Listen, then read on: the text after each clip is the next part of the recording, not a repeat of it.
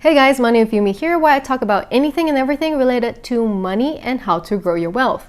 Today, I want to share with you 3 growth stocks that I've bought and will continue to buy this month and maybe even throughout the year 2022, as long as the price is within my price target. If you have been keeping track of the stock market within the past year, you know that small caps were hit the hardest, so that's where I feel the opportunities are. What's preventing the stock market from crashing are monster companies like Apple, Amazon, Microsoft, Google, like the big caps, right? And before I start, I want to point out that small caps might have higher risks, and these 3 stocks that I'm about to share with you are stocks I believe will give me a decent return in the next 3 to 5 years. And I'll also share with you a few stocks that I'm probably interested in buying and the price target I have in mind. The first on the list is Planet 13, and I've talked about this stock many times on my channel, so you've probably heard of it. There is a huge opportunity for grass-related stocks here in the US, and why? Because federal legalization is probably going to happen within the next few years, probably even sooner. And with Planet 13, they're like the top of the top. They're like the Hermes, the LV, the Chanel of the grass industry. I personally do not like the smell of grass, but if you have been to the US within the last few years, you'll realize that a lot of crowded places in major cities would have this like grass smell and pee, but mostly grass. And it's even more popular than cigarettes now. We can always have an educated argument about how grass is bad for your health, your body, or maybe that it has some medicinal benefits behind grass. Let's take a look at this. Second young epilepsy patient in Singapore gets not to use medical cannabis. Hey, if it works, right? I love Planet 13's management team because they have proven themselves time and time again. Before the Coconut pandemic hit, they had only 1 superstore in Las Vegas, Nevada. And then they had to adapt to the situation and expand to do deliveries and curbside pickups. And just in Q3 of 2021, they saw a 45% year-over-year growth, which is amazing.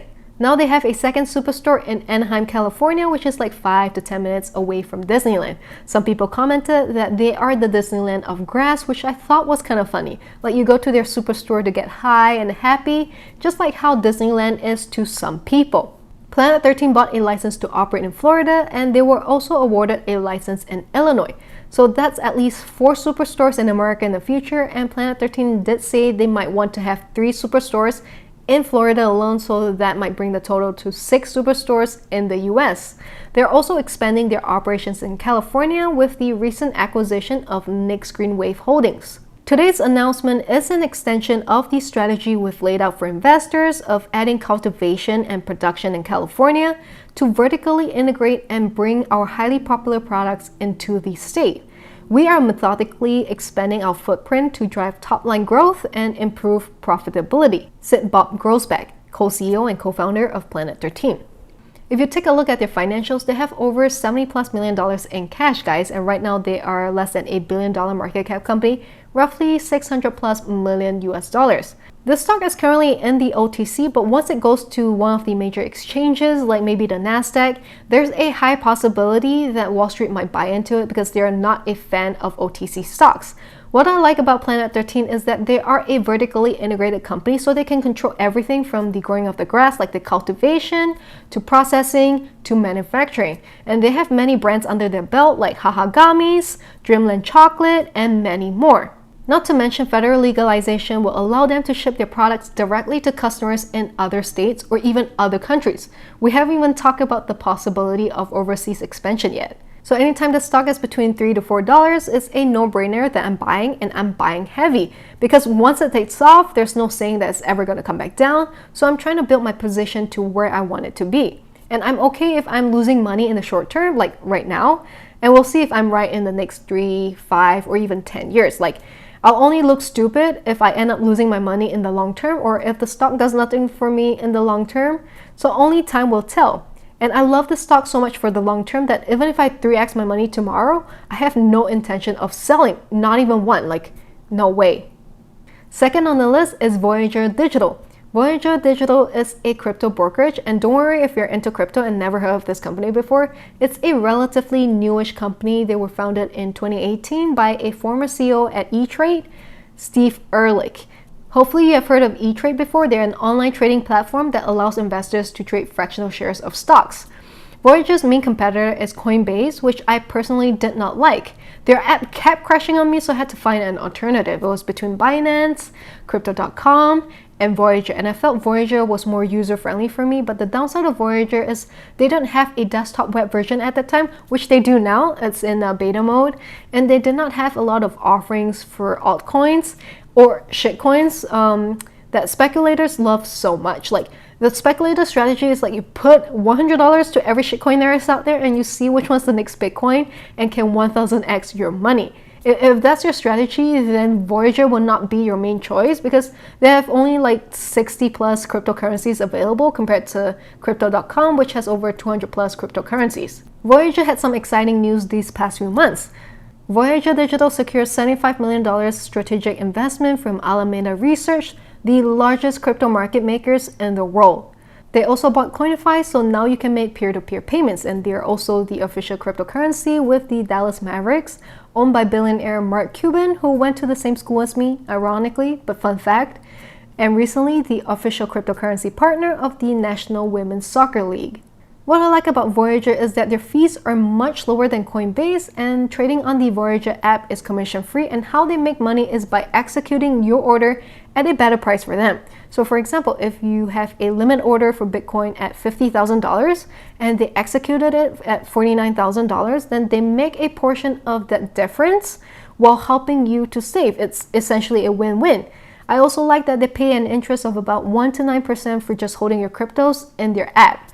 And some companies do offer higher interest for different cryptos, so make sure you do your research and see which one works best for you and which one you're comfortable with. My favorite part about Voyager is their loyalty rewards program and coin known as the VYGVF coin, which rewards users so users can earn interest, staking rewards, receive cashback on trades, and more. For example, if you have 500 VYGVF coins, you get 7% interest, an additional 0.5% reward boost, and a 10% withdrawal discount. I can't say I'm heavily invested into the crypto space since I have less than 1% of my net worth in crypto. I own about 1000 VYGVF coins, a minuscule amount of Bitcoin from referring people to the Voyager app, and part of my emergency fund in a stablecoin that gives me a very cool 9% interest a year, but that's about it. Buying Voyager stock is one of my biggest plays in the crypto space. I do also own MicroStrategy, MSTR, and Coinbase, which I bought for about like $220, $230, but that's a very small position. I think I put in about like $10,000 if I remember correctly. If you think that crypto and Bitcoin will die and cease to exist, then don't invest in this company. But if you're like me and you think that crypto is here to stay, then Voyager is only going to thrive. As the price of Bitcoin goes up, Voyager stock seems to be going up as well. The only thing that you have to be cautious about is that if there's ever a bear market for crypto where Bitcoin falls back to maybe $30,000 or even $20,000 and it stays there for weeks or even months, then Voyager stock will most likely be affected as well.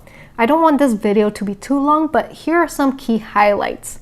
Surpassing 1 million funded accounts, beating analyst estimates with almost a 4,000% growth in 2021 compared to 2020, and they just launched their debit card, just to name a few. And like I've mentioned before, the CEO of Voyager used to be a CEO of E-Trade, so what they've said they're trying to do is to allow users to buy stocks directly with crypto instead of crypto to US dollars to stocks.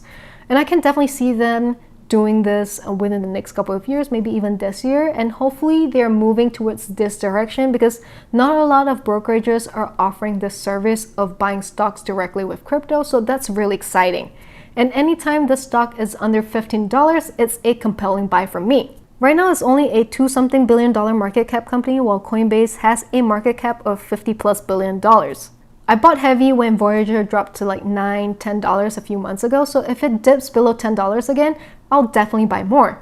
The third one on the list is Smile Direct Club, ticker symbol SDC. I'm sure most of you guys in Singapore have never heard of this stock, and maybe some of you guys have seen me posting about this company on my Instagram.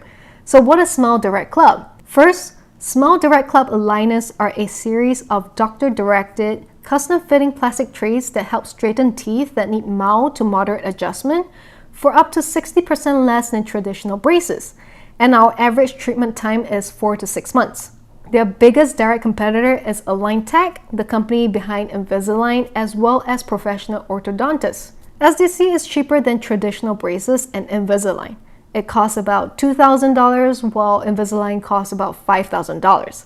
Small Direct Club is disruptive because it makes use of telehealth, which is possibly the direction we're moving towards, especially after what we've experienced with the Coconana pandemic. SDC market cap is less than $1 billion. If you take a look at SDC financials, it's pretty ugly. I think the reason why SDC stock dropped so much is because they reported adjusted EBITDA of $54 million, a decrease of $57 million over the prior year period, a year-to-date net loss of $240 million. Wow. They're a high-growth company, but they're burning a lot of money on marketing right now. $96 million in Q3 and a total of $289 million in 9 months. That's a lot compared to their revenue. Wow. There were probably a lot of tax loss harvesting done in SDC towards the end of last year because many people believe that this stock will remain low into 2022 and maybe throughout 2022. If you bought this stock at any time before this past month, you're losing money. If you bought it during its IPO, you're losing money. If you bought it during the crash of 2020, you're losing money. For this company, you can't just look at the fundamentals. It's probably going to make you want to throw up. You have to look at it from a different perspective. The TAM, total addressable market, is huge, especially in the US, where almost everyone will fix their teeth at some point in their lives. Do you think that we're moving towards teledentistry? And do you think that more people would choose SDC as their choice to getting pretty teeth? If so, then it makes sense to buy SDC. And personally for me, I think this is a high-risk, high-reward play. I first bought SDC at about $3.80, so right now it is a negative for me, but I've been buying here and there as the price drops. Right now, the company is priced for bankruptcy, so I would either lose all my money or the stock is going to skyrocket and give me a 3 to 5x return on my money. So obviously, I'm not going to put a lot of money into this stock. Although this is the perfect stock that Wall Street Bet loves, like how GameStop and AMC were priced really low in early 2021. I'm waiting for that short squeeze to happen. It might come. You never know, right? So there are other stocks I'm considering buying, the first one being Teledoc. This is one of Cathie Wood's biggest position in ARK's Invest portfolio. Cathie Wood's ARK Invest ditched more Tesla to buy shares in virtual healthcare firm Teledoc. Now, if you're asking me if Teledoc will work in Singapore, it's very hard, right? Especially when going to the polyclinics is so convenient and we've got a great healthcare system. But what about big countries like the US or Canada? I can definitely see Teledoc taking over. And the price is extremely attractive right now. It's near its 52-week low and has a 52-week high of $308. This would be a long-term hold for me, at least 5 to 10 years if I do build a position in this. The second stock I'm interested in building a bigger position in is Alibaba. I've always been a fan of Alibaba's business model, except for the fact that it is a Chinese company and what I'm buying is a shell company in the Cayman Islands. I do have a position in Baba from several years ago and I've been buying the dips because it's so ridiculously priced right now, but I'm not buying like super heavy into it. Alibaba is like a buy and hold for me, like at least 5 to 10 years out as well. Rather than investing in Chinese ETFs or index funds, I am more interested in buying Alibaba.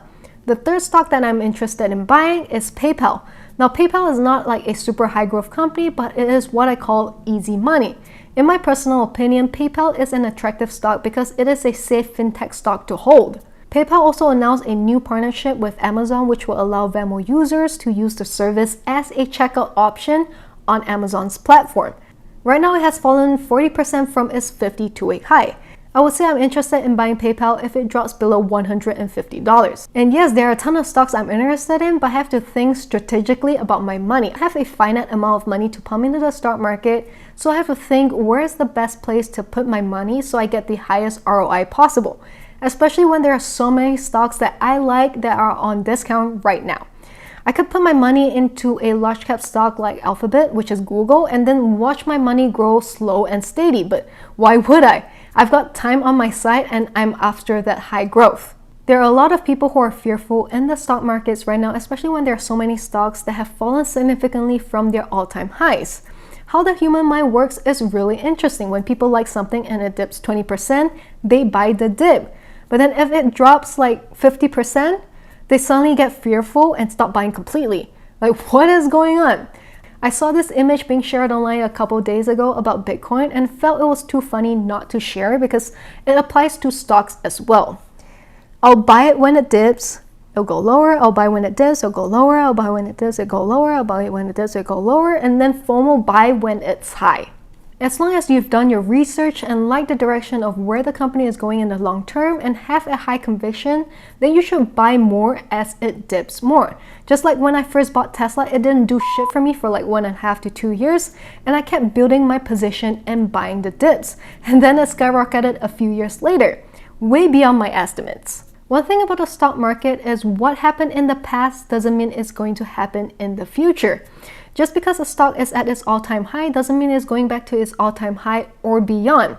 And the opposite is true as well. Just because a stock is downtrending doesn't mean it's gonna keep doing that.